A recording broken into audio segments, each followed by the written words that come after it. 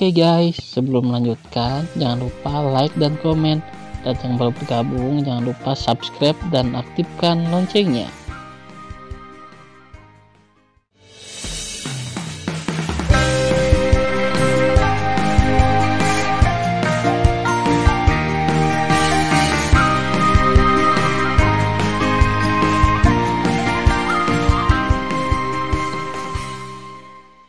Episode 49.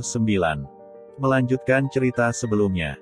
2 hari kemudian, sesosok terbang turun dari udara di bawah pintu keluar gerbang kota dan berubah menjadi Jia He, pengurus rumah tangga dari rumah wakil tuan kota. Saat ini, Jia He tampak bingung, dan dahinya dipenuhi butiran keringat sebesar kacang. "Pengurus rumah tangga, ada apa denganmu?" Ling Hu Yunfei, yang duduk di kursi, bertanya dengan alis putihnya yang bergetar. Jia He berbisik, "Wakil tuan kota, tuan muda kedua sudah mati dan dibunuh oleh Tan Yun." Secara pribadi, Jia He selalu menyebut anak haram Ling Hu Yunfei sebagai tuan muda kedua. Ling Hu Yunfei berkata dengan sedih dan marah, "Saya benar-benar marah. Tan Yun membunuh liar saya, dan sekarang membunuh Pinger lagi. Dia ingin saya memotong anak dan cucu saya. Pengurus rumah tangga, apa yang terjadi? Aku menyuruhmu memberitahunya dan biarkan dia bersembunyi." Namun, jawaban Jia He selanjutnya membuat Ling Hu Yunfei semakin marah dan tertekan serta tidak bisa bernapas. Tapi Jia He berbisik, "Wakil wali kota, budak tua itu memberitahu tuan muda kedua. Tuan muda kedua tidak berani mengabaikan. Dia bersembunyi di manor, tetapi dia ditarik keluar oleh Tan Yun dan dibunuh.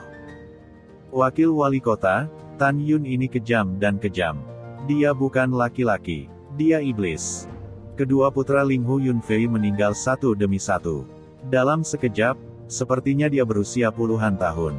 Dia menghela nafas, duduk tanpa daya di kursi dan melambai pada Jia He, "Aku lelah. Kamu harus mundur dulu." Ketika Jia He berbalik dan hanya mengambil 2 langkah, suara Ling Hu Yunfei datang dari belakangnya, "Berhenti. Wakil wali kota, apa yang bisa saya lakukan untuk Anda?" kata Jia He. Ling Hu Yunfei berkata, "Pergi dan belikan aku permen batu." "Oke," Jia He menjawab, bingung, wakil penguasa kota tidak memiliki kebiasaan makan permen, apa yang dia inginkan untuk permen.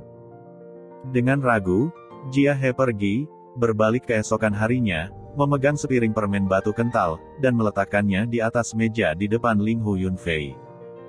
Ling Hu Yunfei mengambil sepotong dan memasukkannya ke dalam mulutnya. Dia menutup matanya dan berbaring di kursi. Dia melambai ke Jia He dan memberi isyarat padanya untuk pergi. Dalam sekejap mata, 3 hari lagi berlalu. Laporan: seorang abadi jatuh dari langit dan terbang di depan Ling Hu Yunfei.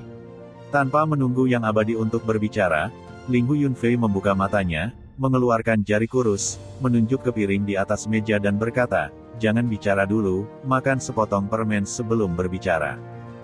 Ya, yang abadi mengambil sepotong gula dan memasukkannya ke dalam mulutnya.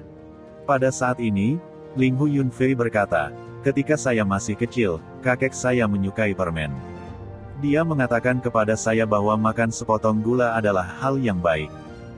"Yah, kamu bisa mengatakannya sekarang." Abadi menaruh kepahitan besar di wajahnya, dan dia membungkuk dan berkata, "Kembalilah ke wakil penguasa kota. Hanya dalam 1 jam kemarin, Tan Yun membantai 5 juta abadi dan lebih dari 300.000 abadi di barat kota." Mendengar pidato itu, Ling Hu Yunfei sangat marah. Yang abadi akan memuntahkan gula dengan cepat dan lari ketakutan. Dalam 3 bulan ke depan, Ling Hu Yunfei mendengar berita bahwa Tan Yun membantai orang dan tentara abadi. 230 juta orang abadi dan 5 juta tentara abadi dibantai secara total. Namun, tidak ada jejak Tan Yun. Ling Hu Yunfei sangat marah sehingga dia ingin muntah darah. Laporan: pada saat ini, seorang jenderal abadi terbang di depan Ling Hu Yunfei. Tanpa menunggu yang abadi berbicara, Ling Hu Yunfei meraung marah, "Ada apa? Katakan berapa banyak orang yang dibunuh Tan Yun, kan? Apakah kalian semua pecundang? Tan Yun membunuh begitu banyak orang sehingga kamu bahkan tidak dapat menemukan bayangannya." Jenderal Abadi berkata dengan patuh, "Wakil wali kota, tenang. Kali ini bukan berita buruk. Bicaralah dengan cepat, Ling Hu Yunfei berkata dengan tidak sabar. Jenderal Abadi berseri-seri dengan gembira dan berkata, setelah membunuh jutaan tentara abadi di selatan kota kemarin, Tan Yun akhirnya dikunci dengan pengetahuan abadi. Sekarang Jenderal Feng dan Jenderal Zhao mengejar Tan Yun. Mendengar pidato tersebut, Ling Hu Yunfei tertawa dan berkata, bagus. Hebat, hebat. Beritahu wakil wali kota, ke arah mana Tan Yun melarikan diri. Yang abadi berkata dengan hormat, Tan Yun melarikan diri sampai ke Ngarai Bibo di selatan. Oke bagus. Ling Hu Yunfei berkata sambil meringis, Anda harus segera membiarkan Jenderal Seng Wenze dan jenderal lainnya menjaga gerbang. Wakil kota ini terutama akan memburu Tan Yun secara langsung. Begitu suara itu jatuh, Ling Hu Yunfei naik ke langit dan melesat ke arah langit selatan. Memikirkan kematian putranya dan anak haram, rubah Yunfei ingin memakan daging Tan Yun, meminum darah Tan Yun dan memakan tulang Tan Yun. Pada saat yang sama, kota ditinggalkan, di pegunungan luas di selatan, 3 sinar cahaya mengejar satu sama lain. Sinar cahaya putih di depan adalah Tan Yun dalam warna putih. 500 mil di belakangnya, ada 2 berkas cahaya hitam. Feng Tiantu dan Zhao Nachuan adalah yang terkuat dari tingkat 11 ranah suci kaisar. Dengan jarak yang semakin dekat, Tan Yun terus melakukan langkah ilahi Hongmeng, dan jantungnya berdetak lagi dan lagi. Tan Yun, yang berada di tingkat ke-8 ranah manusia kaisar, hanya bisa melihat pencapaian kultivasi orang kuat yang 1 tingkat lebih tinggi darinya. Dia tahu dia tidak bisa melihatnya, jadi dia membuktikan bahwa mereka adalah yang kuat yang berada di atas ranah suci kaisar tingkat ke-8. Tan Yun tampak bermartabat dan berpikir, kecepatan terbang kedua orang itu hampir sama. Bahkan jika saya menunjukkan langkah surgawi Hongmeng, itu akan menjadi masalah waktu bagi mereka untuk mengejar ketinggalan. Di Menara Suci Peri, meskipun Su Bing memiliki ranah tertinggi, tetapi kekuatannya tidak sebagus milikku, itu tidak bisa membantu sama sekali. Keduanya tidak menggunakan senjata sihir terbang. Dilihat dari kecepatan terbang mereka, itu bukan tahap ke-11 dari alam suci kaisar, atau tahap ke-12. Jika keduanya level 11, hidupku akan menjadi pertempuran sengit. Tapi jika keduanya level 12 di ranah suci kaisar, aku akan mati. Tan Yun tahu bahwa menghadapi 2 jenderal ranah suci kaisar, bersembunyi di waktu dan ruang terbaik, Menara Suci Abadi tidak akan membantu sama sekali.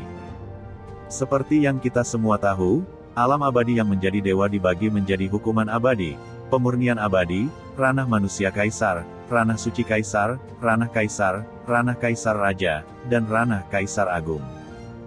Level senjata sihir di dunia peri dibagi menjadi peralatan abadi, peralatan Zun abadi, peralatan suci abadi, peralatan sub Tao, peralatan Tao dan peralatan subdewa. Yang kuat di ranah suci kekaisaran dapat sepenuhnya merangsang kekuatan peralatan Yadao dan memiliki kekuatan untuk menghancurkan peralatan abadi suci terbaik. Sembunyikan diri Anda di menara abadi ruang dan waktu terbaik. Pada saat itu, menara akan dihancurkan dan orang-orang akan mati. Ketika Tan Yun berpikir dalam hati, wajah tua Feng Tiantu yang keriput dipenuhi dengan warna ganas. Tan Yun, dasar bajingan, kamu membunuh keluargaku, aku ingin kamu mati. Zhao Nachuan meraung seperti guntur dan meraung ke langit, membuat hewan abadi dan hewan abadi di hutan di bawah merangkak di tanah dan gemetar. Tan Yun, Anda mencuci rumah militer Jenderal Zhao saya dengan darah, dan kebencian ini akan mati bersama. Sudah kubilang, kamu tidak bisa melarikan diri. Setelah menyusulmu, aku, Zhao Nachuan, akan menarik otot dan tulangmu, membuat tulang dan abumu patah. Mendengar pidato itu, Tan Yun menunjukkan cahaya yang bagus di matanya, tidak melihat ke belakang dan berkata sambil tersenyum, kalian berdua orang kuat dari tingkat ke-11 di ranah suci kaisar, bersama-sama mengejar saya, orang lemah di tingkat ke-8 ranah manusia kaisar, dan kamu masih tidak bisa mengejar. Jika aku jadi kamu, aku akan bunuh diri.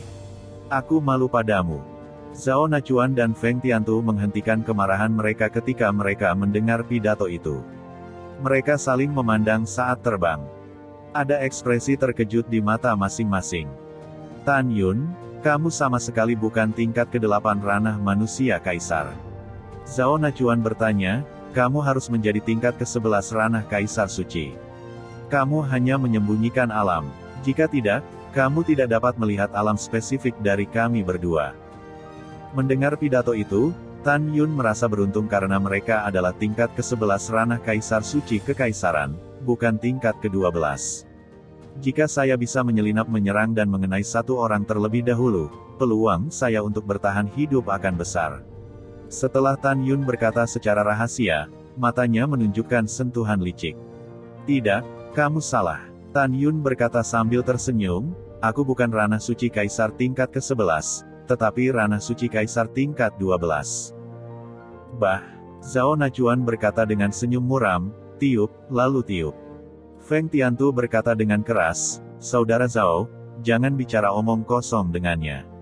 Kita bisa menyusulnya paling lama 3 jam. 2,5 jam kemudian, Tan Yun terbang keluar dari hutan dan melihat ngarai yang menjulang tinggi. 2,5 jam kemudian, Tan Yun terbang keluar dari hutan di langit, dan apa yang dilihatnya adalah ngarai yang megah. Udara peri tetap ada di ngarai, dan matanya samar-samar terlihat melalui udara peri yang tebal, dan di dalam ngarai ada danau besar. Danaunya dalam, ombak biru berkilauan, dan cukup tenang. Iya, Tan Yun diam-diam berkata, dan melihat kembali kedua orang yang muncul 100 sen jauhnya. Setelah itu, mereka menggunakan langkah-langkah suci Hongmeng, menukik ke bawah, mengangkat gelombang biru langit, dan bergegas ke ngarai. Di danau. Kemudian, Tan Yun menawarkan pagoda abadi ruang dan waktu terbaik di telinganya. Setelah mengebor ke 66 lantai, pagoda abadi berubah menjadi seukuran debu dan perlahan tenggelam ke dasar danau. Berdebar. Zhao Nachuan dan Feng Tiantu mengikuti dan bergegas ke danau hijau. Hah? Bagaimana dengan orang-orang? Feng Tiantu bertanya dengan bingung, kenapa kamu tidak bisa melihat orang lain dalam sekejap mata? Zhao Nachuan mengerutkan kening dan berkata, danau ini tidak besar. Kami akan mencari dengan hati-hati. Keduanya melepaskan kesadaran abadi mereka dan menutupi seluruh danau dalam sekejap. Binatang peri di danau merasakan napas yang kuat dari kedua orang itu, dan kemudian tidak bergerak melayang di air, sangat takut membuat marah kedua orang itu. Pada saat ini, pagoda suci abadi tertinggi yang seperti debu telah tenggelam ke dalam hutan karang yang terjal di dasar danau. Terumbu karang yang berwarna-warni, ada yang menyerupai gua alam raksasa, dan ada pula yang menyerupai perbukitan dengan ketinggian ratusan kaki. Kedua abadi tidak bisa mengintip melalui karang. Bocah itu pasti ada di dalam. Mari kita cari dia secara terpisah. Hati-hati dengan serangan diam-diamnya. Feng Tiantu berkata kepada Zhao Nachuan. Iya, kamu harus lebih berhati-hati. Anak ini bukan lampu hemat bahan bakar. Setelah Zhao Nachuan melewati transmisi suara, dia mengorbankan tombak senjata subdao tingkat rendah dan berenang dengan kecepatan tinggi ke bagian dalam karang besar. Feng Tiantu memegang pedang lebar dari subdaois kelas bawah, dan kekuatan kaisar angin melonjak di tubuhnya, menghilang di bawah karang. Pada saat ini, di sebuah gua besar di dalam karang setinggi 80 kaki, pagoda abadi waktu dan ruang terbaik jatuh di dinding karang yang tidak rata. Di menara ruang dan waktu abadi, Tan Yun memasuki menara Tuoba Yingying, yang sudah merupakan tahap ke-9 dari wilayah manusia kaisar. Tuan, mengapa kamu di sini? Tuoba Yingying, yang duduk bersila, bangkit dan tersenyum. Yingying, aku dikejar dan dibunuh oleh 2 jenderal di tingkat 11 ranah suci kaisar. Tan Yun berkata dengan tatapan tenang, sekarang aku bersembunyi di pagoda abadi dan mengendalikan pagoda abadi untuk tenggelam ke karang di dasar danau. Segera keduanya akan menemukan pagoda suci abadi melalui kesadaran abadi. Setelah ditemukan, akan sulit bagiku untuk melarikan diri dari bencana ini di bawah mereka berdua bersama-sama. Sekarang, aku membutuhkanmu untuk membantuku, membingungkan salah satu dari mereka, dan kemudian aku akan menyerang secara diam-diam. Mendengar pidato itu, Tuoba Yingying berkata, oke, Tuan, bagaimana melakukannya? Tan Yun mencibir, kita seperti ini. Sesaat kemudian, di hutan karang, Feng Tiantu berkata, Saudara Zhao, sudahkah Anda menemukannya? Tidak, di karang yang gelap, Zhao Nachuan mendengar suara. Segera, dia bersemangat dan berkata, saya menemukannya. Dia berada di gua karang ratusan kaki di belakangku. Aku merasakan nafas manusia. Begitu suara Zhao Nachuan jatuh, teriakan keras Tan Yun tiba-tiba terdengar, pergi ke neraka. Pada saat berikutnya, sesosok berjubah putih dengan cepat meluncur melalui air dengan pedang dan menikam Zhao Nachuan di belakang lehernya. Bagus untuk datang. Zhao Nachuan berteriak dengan penuh semangat. Segera, kekuatan Kaisar Guntur Emas dan Sein meledak di tubuhnya. Membunuh. Zhao Nachuan memegang tombak, berbalik dari air danau. Pada saat dia muncul di belakang sosok putih dengan kecepatan kilat, dia berbalik dan menusuk leher belakang Tan Yun dengan aliran darah. Haha, bajingan, tidakkah kamu mengharapkannya? Zhao Nachuan melihat ke belakang Tan Yun, dan berkata dengan senyum liar, Anda tidak menyangka bahwa apa yang Anda sebut serangan diam-diam akan mati di mata saya. Pada saat ini, mendengar tawa Zhao Nachuan, Feng Tiantu tiba-tiba muncul di lubang besar di dalam karang. Matanya cemas dan berkata, Saudara Zhao, kamu tidak bisa membunuhnya. Jangan lupa kata-kata wakil wali kota. Tan Yun membantai rumah tuan kota. Wakil tuan kota berkata dia akan menangkapnya hidup-hidup dan menanganinya ketika tuan kota kembali. Suara Feng Tiantu tiba-tiba berhenti. Kemudian, sepertinya dia menemukan sesuatu yang sangat mengerikan. Dalam pandangannya, yang ditusuk bukanlah Tan Yun, tapi seorang wanita yang menakjubkan berpakaian seperti seorang pria. Saat ini, wanita cantik itu, meskipun menembus lehernya dan memuntahkan darah dari mulutnya, sedang tertawa. Sungguh pemandangan yang mengerikan. Senyum aneh itu membuat Feng Tiantu menyeramkan. Dia tidak bisa mengerti mengapa wanita itu ditusuk di lehernya tetapi tidak mati. Juga, dari mana wanita ini berasal? Saudara Zhao, hati-hati, dia bukan Tan Yun. Dalam tangisan serak Feng Tiantu, tiba-tiba, menara suci abadi di dinding karang di belakang Zhao Nachuan, dengan cahaya putih berkedip, Tan Yun keluar dari udara tipis dengan pedang pembunuh Hongmeng. Wah! Engah! Pedang pembunuh Hongmeng meledak dari tangan Tan Yun dan menusuk punggung Zhao Nachuan dengan darah yang disemprotkan. Zhao Nachuan layak menjadi orang kuat tingkat 11 ranah suci kaisar. Ketika pedang pembunuh Hongmeng hendak menusuk jantungnya, dia dengan cepat berbalik dan menghindari nasib buruk dari tusukan di jantungnya. Mulut Zhao Nachuan memuntahkan aliran darah. Dia tidak peduli untuk mengamati siapa wanita yang telah ditusuk di belakang lehernya itu. Dia tiba-tiba mengeluarkan tombak dari leher Tuoba Yingying, berbalik dan menusuk tenggorokan Tan Yun, pergi ke neraka. Pada saat ini, Feng Tiantu melambat dan menemukan bahwa Tuoba Yingying hanyalah tingkat ke-9 ranah manusia kaisar. Dia membunuh Tuoba Yingying dengan pedang lebar, aku tidak peduli mengapa lehermu tertusuk dan tidak mati. Aku akan membunuhmu hari ini. Hari ini, Tuoba Yingying hanya memiliki kekuatan untuk menantang kekuatan tingkat 8 ranah suci kaisar. Dia tidak bisa menghindari pedang Feng Tiantu. Engah! Tuoba Yingying dipotong oleh Feng Tiantu dengan satu pedang. Ketika Feng Tiantu memutuskan bahwa Tuoba Yingying sudah mati, adegan berikutnya membuatnya pucat karena ketakutan. Tetapi melihat kepala Tuoba Yingying, dia masih memiliki senyum aneh dan berkata, kamu tidak bisa membunuhku. Begitu suara itu jatuh, kepala Yingying Tuoba terbang dan jatuh ke tubuh tanpa kepala dengan kecepatan tinggi, menyembuhkan seperti kilat. Ah! Saudara Feng, selamatkan aku. Pada saat ini, Feng Tiantu mendengar suara ketakutan Zhao Nachuan. Dia mengikuti prestise, dan adegan berikutnya membuat Feng Tiantu merasakan ketakutan di dalam hatinya.